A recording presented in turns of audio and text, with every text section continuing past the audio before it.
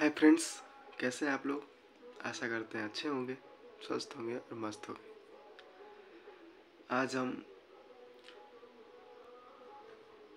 Class 7 के RS Agarwal का बहुत ही इम्पोर्टेंट चैप्टर सॉल्व करने वाले हैं। मेंस्ट्रुएशन बहुत ही इम्पोर्टेंट चैप्टर है जो आपके जीवन की घटनाओं से संबंधित होता है और बहुत अच्छे तरीके से इसको कवर करेंगे। आपका सहयोग बहुत ही सराहनीय है। तो चलिए आज हम मेंस्ट्रुएशन वाले पार्ट को सॉल्व करते हैं। मेंस्ट्रुएशन का मतलब इसमें है किसी भी लेंथ और ब्रीथ, जैसे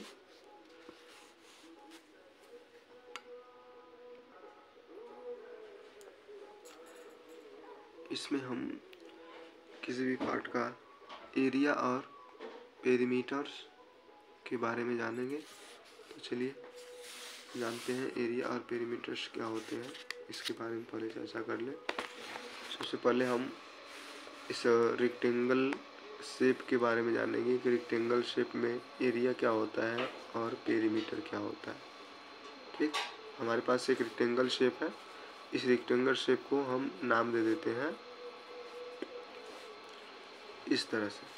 सबसे पहले हम इसके पेरीमीटर के बारे में जानेंगे। इसका पेरीमीटर क्या होता है।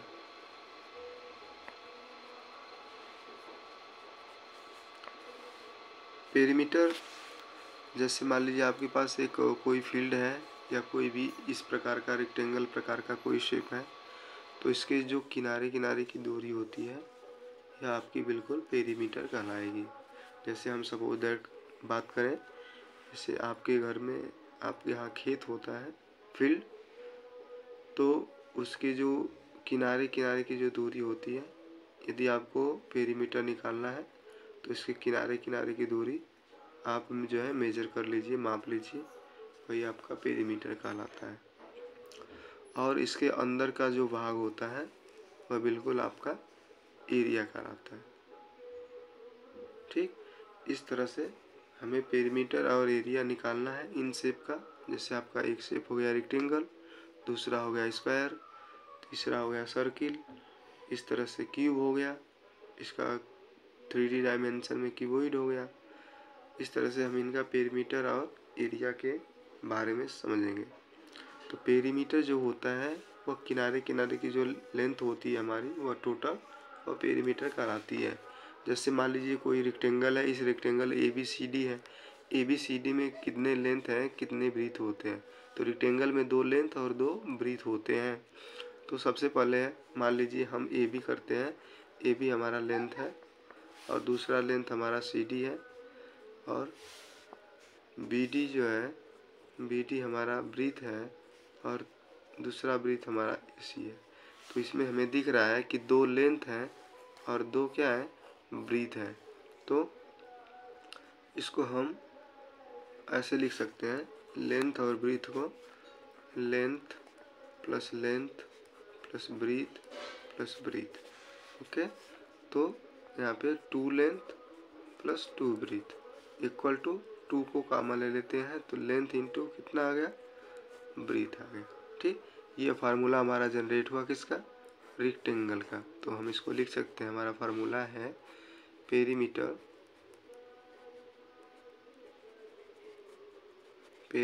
ऑफ रेक्टेंगल इक्वल टू 2 पोस्ट में लेंथ प्लस ब्रीथ। ओके, ये आपका रेक्टेंगल का फार्मूला निकल के आ गया, perimeter of rectangle equal to 2 पोस्ट में लेंथ प्लस ब्रीथ। कभी कभी जब भी आप क्वेश्चन सॉल्व करेंगे तो कभी कभी आपको रेक्टेंगल का नाम नहीं देगा, किसी शेप का नाम नहीं देगा, उसमें केवल 2 मेजर दे देगा, लेंथ और ब्रीथ का। तो हम उससे मेजर से पता लगा पाएंगे कि यह रेक्टेंगल के शेप में है कि स्क्वायर के शेप में है। ठीक, तो इस तरह से अब स्क्वायर का लिखिए। जैसे अब स्क्वायर क्या होता है, स्क्वायर में सभी साइड क्या होती हैं, इक्वल होती है। मान लीजिए यह ए बी सी और डी है, तो इसका हमें पेरीमीटर निकालना होगा। पेरीमीटर का मतलब सीधे सीधे जब पेरीमीटर की बात करें तो आपको आपके जहन में ये मतलब आना चाहिए कि हम किनारे किनारे की दूरी को फाइंड करेंगे, बीच वाला नहीं फाइंड करेंगे। किनारे किनारे जितनी भी लेंथ है उसको जोड़ देंगे, हमारा वो पेरीमीटर आ जाएगा। उसी तरह से जैसे आपका ये स्क्वायर है, तो स्क्वायर में सभी साइड बिल्कुल क्या होती हैं, इक्वल होती हैं। जब सभी साइड इक्वल होती हैं तो सभी साइड को एक साथ क्या करेंगे, जोड़ सकते हैं। तो यहाँ लिखेंगे perimeter of square equal to perimeter of square equal to, जैसे यहाँ पे ये साइड सी डी है तो साइड हो गया आपका प्लस दूसरा साइड हो गया प्लस तीसरा साइड हो गया प्लस चौथा साइड हो गया। इस प्रकार से कितने साइड आपको दिख रहे हैं, 4 साइड दिख रहे हैं। ठीक, अगर 4 साइड को जोड़ेंगे चाहे या 4 इंटू साइड लिख सकते हैं, इसको लिख सकते हैं ना 4 इंटू साइड। क्यों 4 इंटू साइड लिख सकते हैं, 4 इंटू साइड क्यों लिख सकते हैं, क्योंकि साइड को हमने 4 बार जोड़ा तो 4 इंटू साइड भी इसको लिखा जा सकता है। साइड साइड साइड 4 साइड हो गया, 4 साइड लिखो चाहे 4 इंटू साइड लिखो, बात एक ही होगी।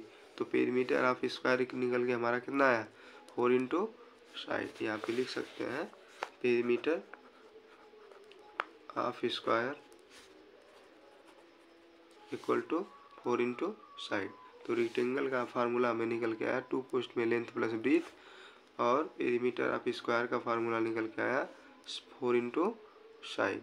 ओके, इस तरह से हम चलते हैं इसके एरिया पे। ये एरिया क्या होता है, एरिया क्या होता है, ठीक उसी प्रकार से जैसे हमने अभी रेक्टेंगल के बारे में पढ़ा, रेक्टेंगल के पेरीमीटर के बारे में पढ़ा, तो इसका जो एरिया होता है वह बीच का भाग होता है। इसका यह बीच का भाग होता है, बीच के भाग को हम एरिया निकालते हैं। तो बीच के भाग में बीच के भाग को निकालने के लिए इसके लेंथ और ब्रीथ में मल्टीप्लाई कर देते हैं, बिल्कुल आसान सा है। तो लिखेंगे एरिया ऑफ रेक्टेंगल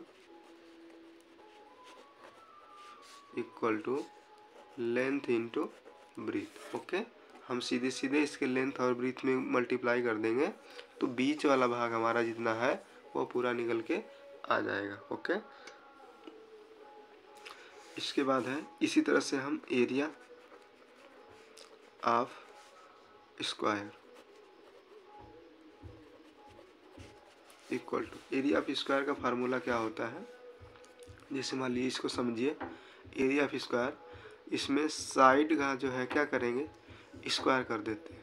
इसमें साइड एक ही होती है और एक ही साइड जो है 4 बार होती है, इसमें हम साइड का क्या कर लेते हैं, स्क्वायर कर लेते हैं, क्योंकि इसकी लेंथ और ब्रीथ जो है दोनों एक ही साइड है। तो हम इसमें करते हैं साइड का स्क्वायर। जैसे यहाँ पे क्या था, रेक्टेंगल में क्या था, लेंथ और ब्रीथ को मल्टीप्लाई कर देते, तो इसका लेंथ और इसका ब्रीथ दोनों सेम है, इसलिए हम दोनों को इस तरह से भी लिख सकते थे, side into side equal to side का स्क्वायर। तो हमारा ये फार्मूला हो गया स्क्वायर का, area of square equal to side का square, area of rectangle equal to length into breadth. Okay, तो इस प्रकार से जब भी क्वेश्चन दे तो हमें अगर रेक्टेंगल का एरिया पूछ रहा है तो रेक्टेंगल के एरिया के लिए फार्मूला यूज़ करना होगा लेंथ इंटू ब्रीथ, और स्क्वायर का एरिया पूछ रहा है तो स्क्वायर के एरिया के लिए यूज़ करना होगा साइड का स्क्वायर, और रेक्टेंगल का पेरीमीटर पूछ रहा है तो हमें इसको यूज़ करना होगा 2 कोस्ट में लेंथ प्लस ब्रीथ। ओके, 2 कोस्ट में लेंथ प्लस ब्रीथ, ये पी हो गया है, इसको हम बी कर देते हैं। और पेरीमीटर ऑफ स्क्वायर का यूज़ करना होगा तो 4 इंटू साइड। इसके बारे में आपको अच्छी तरीके से समझ में आया होगा। ठीक, इसके बाद है आपका, चलते हैं अब क्वेश्चन के माध्यम से हम इनको थोड़ा सा समझते हैं।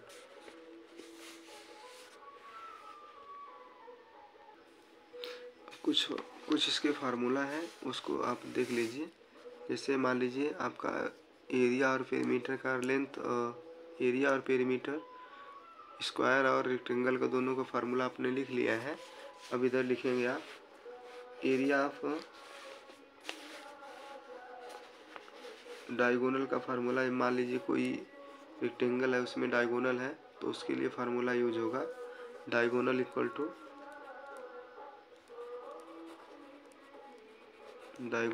टू अंडर रूट लेंथ का स्क्वायर प्लस ब्रीथ का स्क्वायर। इस तरह से फार्मूला को आप नोट कर लीजिए।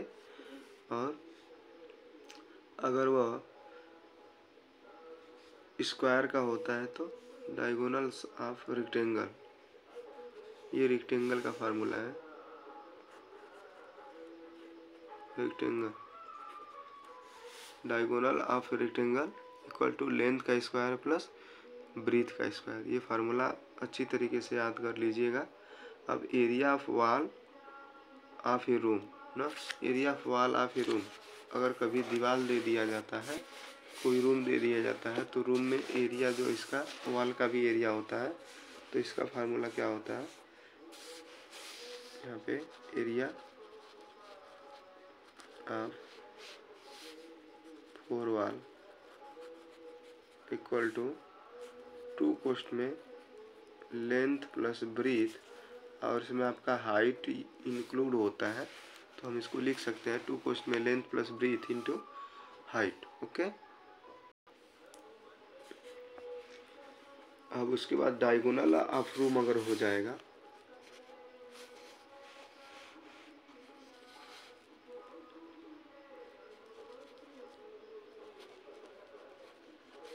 Diagonal of room equal to, ये अंडर उड़ जाएगा लेंथ का स्क्वायर ब्रीथ का स्क्वायर प्लस हाइट का square.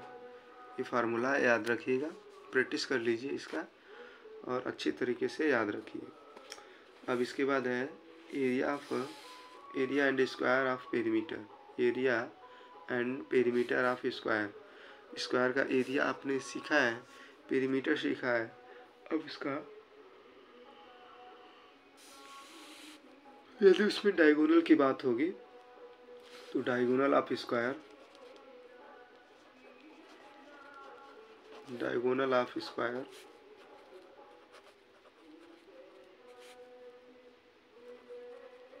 Equal to under root 2a। Okay, diagonals of square equal to under root 2a formula use करेंगे। ठीक, अब जब कभी आपको किसी स्क्वायर का डायगोनल दे रखा है तो उसकी एरिया कैसे हम निकालेंगे, तो इसके लिए फार्मूला है area of the square equal to 1/2 into diagonal.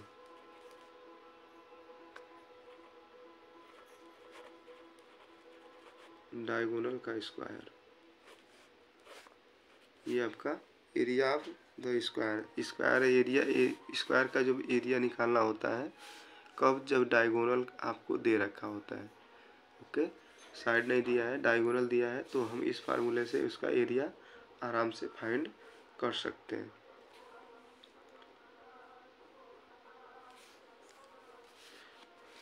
Okay, इसके बाद हम चलते हैं अब सीधे क्वेश्चन में, और